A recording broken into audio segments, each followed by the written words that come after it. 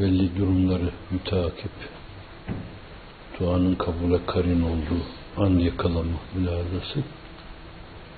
Buradan bazen diyorsun, yani Allah'a mağfir fi bedeni ve fi semi ve fi basari ve fi hafızati ve fi zakireti ve fi kulli a'dai ve cevarihi ve lataifi ve havasiye zahira.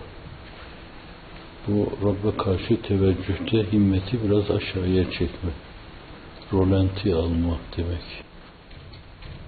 Bunun üstündeki şey, umumun derdini vicdanında duyma. Tabi bu da derecesine göre sizinle aynı duygu, aynı düşünceyi paylaşan insanlar, daha çok faslı müşterekleriniz olan insanlar. Böyle deyince siz belli kategorilerde müteala edebilirsiniz.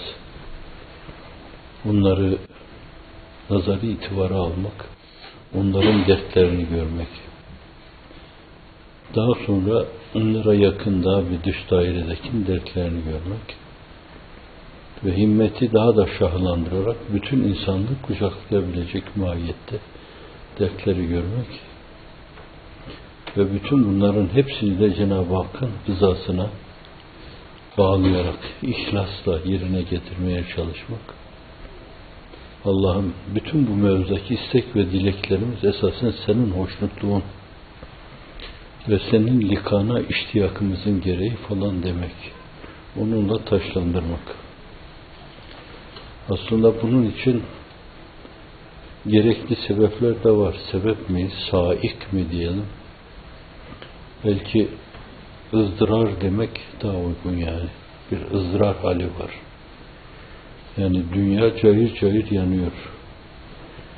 Suzi tulumban al yetiş imdada yangın var. Dedim bu zahirde mi batında mı diyor. Dedim dahilde mi hariçte mi? Dedi dahilde de hariçte de yangın var. İslam dünyasının durumunu düşünecek olursanız belli ölçüde bütün dünyada buna dahil gördüğünüz gibi daha değişik dönemlerde de olmuştur. Yani Haçlı seferleri, Moğol işgalleri, bir dönemde işte Timur'un işgali falan gibi şeyler de olmuştur da fakat birer cihan hadisesi değildir. Bunlar müferrit kalmıştır. Cihan problemleri Balkan Savaşı ile başlamış. Birinci Cihan Savaşı ile farklı bir kerteye, bir seviyeye ulaşmış. İnsanlar yeniden as-sükûta dalmışlar. Yeniden herhalde rolantiye almışlar meseleyi. Ama işte 40'lı yıllara doğru giderken 45'li yıllarda da o bitiyor. Ne var ki hani kalıntılar onun, o levsiyatı devam ediyor. Yeni bir ikinci Cihan Harbi oluyor. Şu anda İslam dünyasının kapısını çalan üçüncü bir Cihan Harbi. Bunları görmek, bunları görüp de oturup falanın hatası, filanın hatası şeklinde meseleye yaklaşmaktan daha ziyade derin bir iç ızdırabıyla bunlar için dua, tazarru ve niyazda bulunma. Allah baştaki başlara akıl ihsan eylesin. Cihan böyle cayır cayır yanıyorken hani tulumbanal yetiş imdada yangın var. Herkes bir itfaiyeci gibi tulumbasını alıp o yangını söndürmeye koşması gerekirken bazıları şahsi hisleri itibariyle, klik hisleri itibariyle, hizip hisleri itibariyle yeni yangınlar çıkarıyorlar. Himmetlerini cihan çapındaki bu büyük yangını, Türkiye'de yangın var, Suriye'de yangın var, Irak'ta yangın var, İran'da yangın var. Daha dünyanın değişik yerlerinde bir yönüyle hafizanallah bütün cihanı da içine alabilme istidadında, genişleme istidadı gören yangınlar var. Bunlar hasbi, yüksek firasetli, dirayetli, kiyasetli, âli siyaset bilgisine sahip, o siyaset bilgisini pratikleştirecek, yüksek kafaların çözebileceği şeyler, zahiren, zahiri esbab açısından. Şimdi biz o daire içinde değiliz. Bize öyle bir misyon tevdi edilmemiş yani. Onu dünyayı idare edenlerin yapması lazım. Siz karışamazsınız. O mevzuda karıştığınız zaman yeni, daha farklı karışıklıklara sebebiyet vermiş olursunuz. Size ve bize düşen şey bu mevzuda Cenab-ı Hakk'a muzdar bir insanın ruh haletiyle Yunus bin Metta denize atılmış, balık tarafından yutulmuş veya ağzına alınmış veya Seyyidina Hazreti Yusuf kuyunun dibine atılmış, bütün kalbiyle esbab-bil külliye sukut ettiğinde nuru tevhid içinde sırrı ahadiyetin zuhurun ifadesi olarak La ilahe illa ente subhaneke inni kuntu minel zalimin demiş. Esbab-bil külliye sukut edince, zahiri esbab açısından derde derman olmayınca Cenab-ı Hakk'a hulusu kalbiyle teveccüh etmiş. Bize düşen şey o. Öyle demek yani Allah başlardaki başlara akıl versin. Cihan alev alev yanarken, her gün binlerce insan öldürülürken, binlerce yuvada feryad-ı figan yükselirken, hala böyle klik hisleriyle, bir yere intisap hisleriyle, bir hizip hisleriyle, birini iltizam hisleriyle, yeni yeni böyle küçük yangınlar tutuşturmak suretiyle, ayrı yangınlara sebebiyet veren insanlara karşı Allah onlara da hakiki insanlığa yükselsin. Gıybet edenleri, iftirada bulunanları, isnatta bulunanları, haram yiyenleri, millet malına tecavüz edenleri, irtişada bulunanları ve bunları hoş görenleri de Allah Celle Celaluhu insan olarak yaratmış. Allah gerçek insanlığa ila buyursun. İçinde bulundukları düşünce levsiyatından halas eylesin diyelim.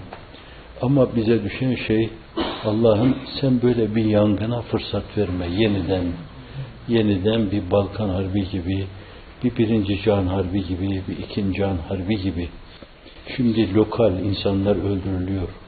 Umumi katliamlara sebebiyet verecek şekilde insanları o mevzuda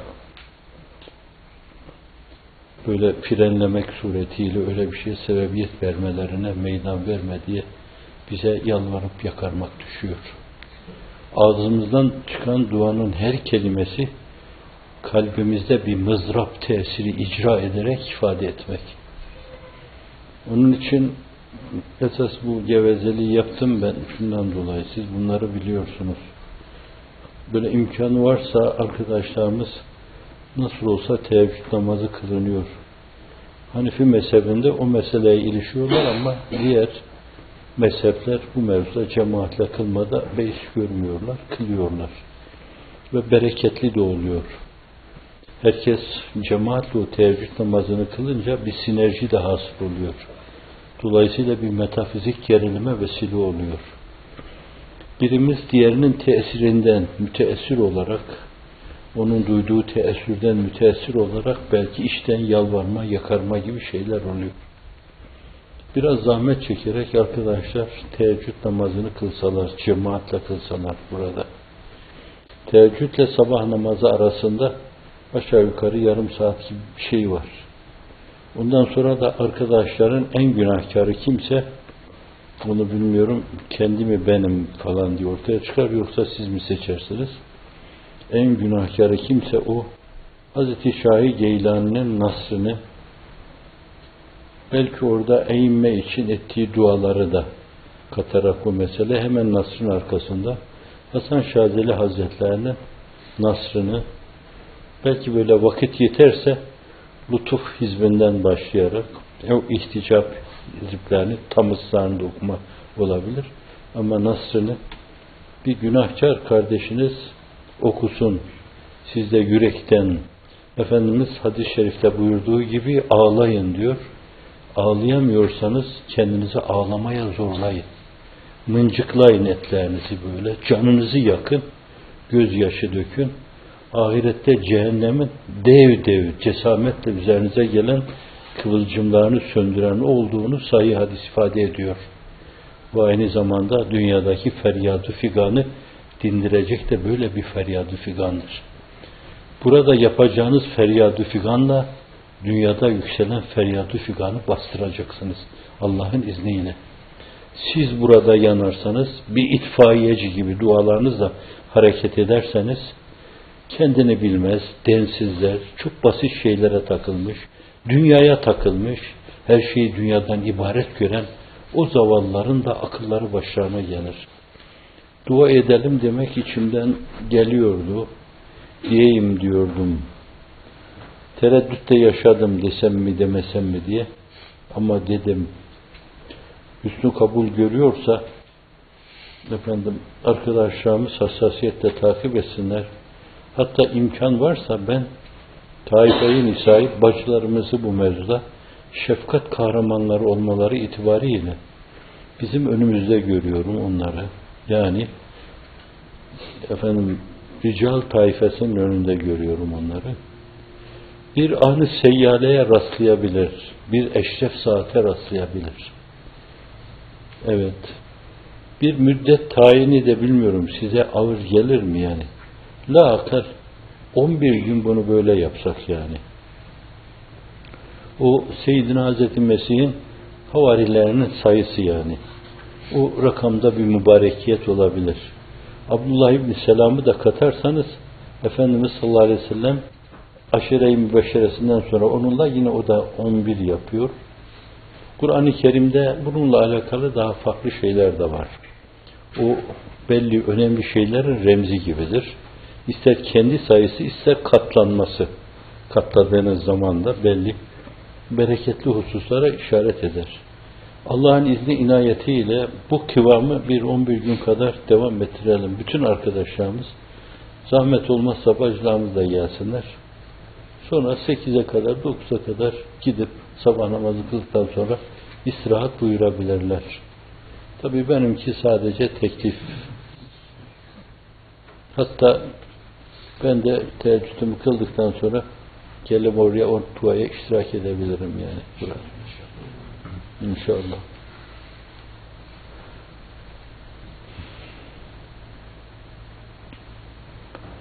Emmen yucibul muzdarra izâ da'âhu ve yekşifus-sû. Muzdar dua ettiği zaman onun duasına icabet eden ve aynı zamanda maruz kaldıkları o olumsuz hali kaldıran, ref eden ve onları yeryüzünde söz sahibi haline getiren Allah'tan başka kimdir diyor Kur'an-ı Kerim. Evet, biz de öyle bir ızdırar haliyle gayet muzdaribane, korkunç bir yangın karşısında Hazreti Pir'in dediği gibi içinde evladım tutuşmuş yanıyor, imanım tutuşmuş yanıyor, onu söndürmek için, onu kurtarmak için ayağım bazı kimselere ilişmiş, o büyük hadise karşısında bu küçük hadisenin ne önemi olur? Çok büyük bir hadise. Bütün dünyayı saran çok büyük bir hadise var. Bence bizim elimizden gelen de sadece dua, tazarru ve niyaz. Şu Kur'an-ı Kerim'i akşam öncesi okuyoruz, hatim okuyoruz.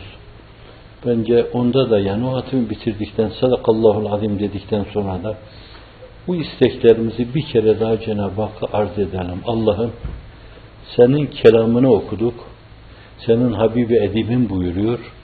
Kur'an-ı Kerim'i okuyan yemin etse ki ben Allah'la konuştum, yemininde hanis olmaz, doğrudur buyuruyor. İşte biz öyle senin kelamını okuduk, sanki seninle konuştuk. İşte bunun hürmetine bizim halimizi de mübarek eyle, ne olur dualarımızı kabul buyur. İnsanlığı sulh-u umumiye gidecek yola tevcih buyur.